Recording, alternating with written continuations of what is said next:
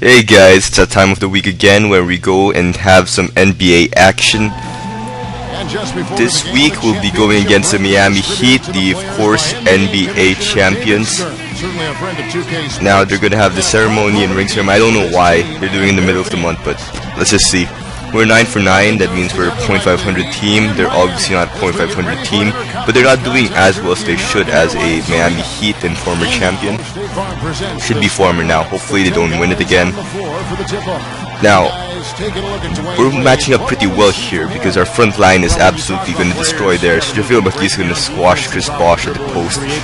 So is Anthony Davis, the bro. He's going to just squash James over at the post as well, because you can't stop Anthony Davis with a normal center. How can you stop him with a small forward? Of course, LeBron is a huge small forward, 6'9", has very great upper body strength, so he can defend well, probably at the usual power forward. But Anthony Davis will just squash him this game. Just go ahead and watch. It's going to be a very difficult part of their schedule coming up. Guys, with the bulk of their games coming up on the road, it's going to be tough. When I look at New Orleans, they've looked like a team that's ready to compete for the playoffs as I see them. I mean, we start this season and we lose a tip-off, of course, but that doesn't matter. They score the first points. Damian Lillard is one of our best scoring options here. And here's what we see, the squashing in the post. The bro goes beast mode. Look at that. Nice baby hook there. One of Davis's patented moves. We try to defend, of course, LeBron. He's just way too fast for us in the fast break. This is more of a very fast break oriented game, actually. One of the fastest games I've played in a while. Lillard tries to do it on his own. Let's see what he can go here. Pass to Blatch on the post. To McGee, and another post squashing action here. Look at that. Easy layup because JaVale McGee is just way too big and way too strong for Chris Bosh. Pick and roll, our favorite play. Austin Rivers, he's having a breakout game as well as Anthony Davis. Now when we show you the stats, it's going to be prorated, so that means it's going to be multiplied by 2 because we're playing 20 minutes here. So whatever stat they get is more or less times 2, if assuming they played a 12-minute game, because 20 times 2 is 40. Now the regular game is 45 minutes. However, they're probably not going to play all 45 minutes anyway, so it looks like it's going to be their time times 2. That's what they're going to play in 12 minutes. So that's how we're going to calculate for their actual stat. Chris Bosh, you know, he can squash Blatch, but that's it. He can only squash our bench. Can't squash our spirits or our starters. Chris Bosh again, no good, but Allen's just draining everything this game. He's just unstoppable. Everything from 3, from close range, just everywhere. He was the guy who just kept them in the game. And if you notice, I have a bit of a cold and a cough. But I made sure to cough and sneeze before the game. That way, you can't hear it. You see the video making genius right there? Same thing I do with my parents, so they don't know I'm sick. I cough and sneeze before I talk to them, so they have no idea, but they usually catch me anyway. That's how it happens. Aminu also had a nice game. Look at that nice mid-range jumper. They left him wide open there. Very great assist from Lillard this game. I think he had a few. Of course, the Heat though, still can't hit all of them. Austin Rivers made rookie mistakes just trying to do some isolation moves. Didn't happen. Rivers just tried to bring it up right now. Another mid-range shot, not gonna happen again. We tried to use Austin Rivers' mid-range shot. Apparently doesn't have that fadeaway yet, so maybe we'll start training that over at the development drills, which probably should be, by the way, like my players' development drills, because development drills in association is completely bad. You get very little points, and if you fail, you get absolutely nothing. So it's a terrible system. Let's go to the halftime report here. Take it away. And a great game is in progress for our halftime show. The Hornets looking good at the midway point. They've benefited from some excellent contribution from their bench, providing scoring in bunches when called upon. It's been a major advantage. The first half, a productive one for Al-Farouq Aminu. How about the way he was able to turn it up in that half? As it went along, he suddenly got rolling. And midway through, the Heat are still alive. Hard to find a lot to like about their performance so far. They'll need to pay much better attention in the second half to the details. The details. Tough start for D. Wade. An embarrassing stat for him as he comes to the break. No shots made from the floor. And let's look ahead at the games that won't be tipping off until later tonight. If you heard that stat, D-Wade made absolutely nothing from the floor in the first half. But of course, he's D-Wade. He's going to start hitting something. Miami Heat is going to make their of course, inevitable comeback when you're playing against a CPU. And surprising stat from the Rockets, they're 6 for 13. Well, 6 wins, 13 losses. I expect him to do better with Jeremy Lin, who's a beast at this game, by the way. Of course, worth too much for his value, so I'm not trading for him. But you see Eric Gordon just lays it in easy. Eric Gordon again, blocked by LeBron. LeBron's just beast in this game, does everything. He didn't become an MVP in this game. Probably was Allen, but then, you know, we had this guy, JaVale McGee. All power, no brain. And the replay is broken, by the way. I don't know, the replay is just broken. It's always been broken every time I dunk. It's probably because I've had too many dunks this game. We just went beast mode with our centers and power forwards who just kept dunking on everybody. LeBron James tries a crazy shot, not gonna happen. Passes to Eric Gordon. No, not Gordon, Lillard. And Ray Allen, just want to show you how Ray Allen just influenced this game in so many ways. He just played terrific defense, which is unusual. In real life, I know he played bad defense, so you can see Judas there is doing pretty well this game.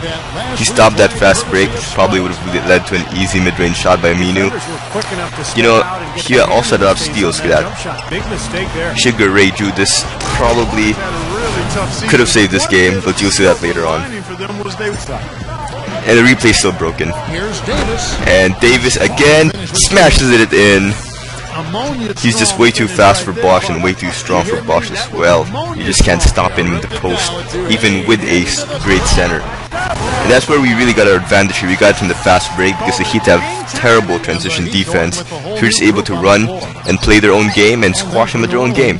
We started running, hitting those shots. And we also crushed them over at the point guard position because, you know, our point guards are just much better than theirs. Lillard's just gonna squash Norris Cole. Songs, our front court, also squashes theirs. And Michael Kidd-Gilchrist nullifies Shane Battier as well. But of course, Judas Ray Allen, I mean, you can't stop him from 3 when he's open like that. Should have played tighter defense, but we want to play some strong interior defense because with the Heat, that's what you need. And look at that, Terrence Williams just saves the ball. Tried to go for a Kobe Bryant style jumper there from near half court. Didn't happen, of course, but that was a cool shot nonetheless. And we wanted to put Austin Rivers here. You know, it was kind of a blowout at this point, but we wanted to give Austin Rivers a chance to have a breakout game. And I feel bad for the guy. I mean, we didn't really give him much minutes after trading for Lillard, but he's still a great rookie, he's still a great player.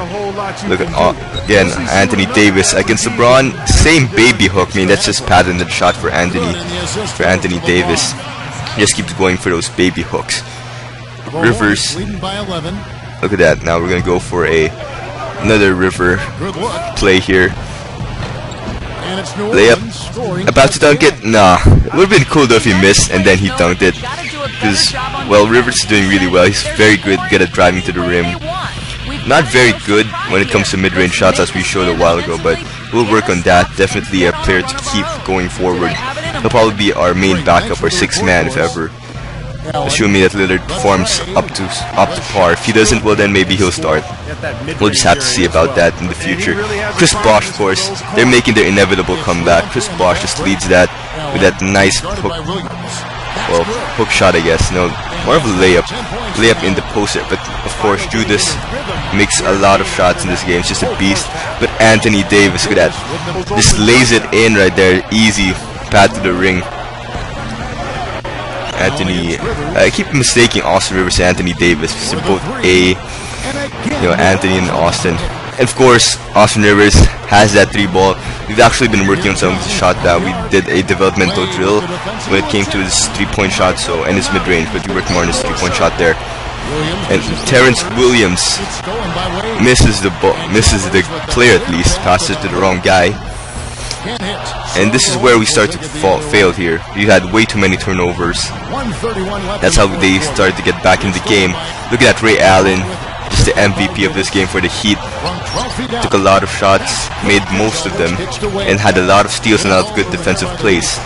He doesn't really play that well of a defense in real life though, if you think about it. He did terrible for the Celtics on defense. He was always a liability on defense. Dwayne Wade, who did not hit anything in the first half, started to go off on the second half, started to make all of his shots impossibly. And Terrence Williams just drives it and slams it in. Just had a lot of dunks in this game. This is where we finally realize our potential as an athletic team that can just run and dunk, run and dunk, run and dunk, and throw it out for a 3 or a mid-range shot. That's the kind of team we are. We're the athletic and beastly team, especially in the post. Ray Allen again, just can't stop him anymore. Court was still up by 4. This is where it starts to fall apart though. Austin Rivers gets fouled. So for the Hornets, pass it to Lillard. Intercepted by Chalmers. Wade takes it back. Easy dunk by Chalmers. That's where they start to get back in the game. 2-point game. Pass it to another steal. Dwayne Wade, Chalmers, and this is where it gets kind of nerve-wracking for all of us. It's a 2-point game, 11 seconds left. Chris Bosh. It's tied up. No good. Kid Gilchrist is fouled. And here we go, the critical free throws of the game. He hits 2, we can win this. Of course, I don't know. I have no idea how Kid Gilchrist's release is because I've never been really fouled with Kid Gilchrist. So misses both free throws, unclutch like for Kid Gilchrist. Misses both of his free throws, and now the Heat have a chance here. We want to defend the 3-point line. We definitely don't want Dwayne. We take a 3. They miss that 3-point shot, and we win the game. We finally beat the Miami Heat. We beat the former champions, and definitely one of the biggest contenders and the favorites to win the championship this year. Of course, the Lakers are a whole other story. Then we came close to them as well. That was a good story. And LeBron just very frustrated with the Heat's play. Maybe, you know what, maybe he'll request a trade to Cleveland, you never know. Maybe he'll go like, I have to make a decision, I want to take my talents to Cleveland. Maybe he wants to go back to Ohio or something. Hey, you never know. Of course, Anthony Davis, the player of the game. Look at those highlight reels. Very good post moves by Anthony Davis. Definitely somebody will keep going forward. He is the center of the franchise right now, along with Eric Gordon. But Eric Gordon, I'm not really that fond of him. You know, he's a bit too small for shooting guard. He's quite small, and he gets blocked a lot, especially when he goes to take those shots by bigger small shooting guards. And he's very inflexible. Look at that, 18 points, 1 assist, 2 rebounds, and 2 steals.